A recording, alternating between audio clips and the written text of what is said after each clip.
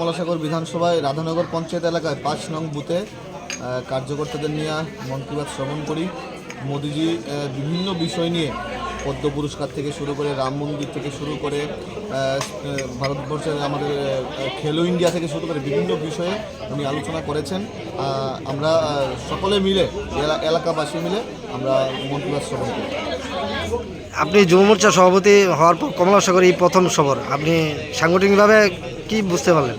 Actually আজকে রাজ্য কমিটির নির্দেশেই কমলাসাগরে মন কি বাতে আসার আগে প্রথমে যুব মোর্চার ভাইদেরকে নিয়ে আমাদের কসবেশ্বরী মন্দিরে পূজা অর্চনা করি, তারপর এখানে আসলাম। পরবর্তীতে আমরা কিছু সাংগঠনিক বিষয় নিয়ে আলোচনা করব, তারপর সফর শেষ হবে। Siri TV, channel for news and entertainment.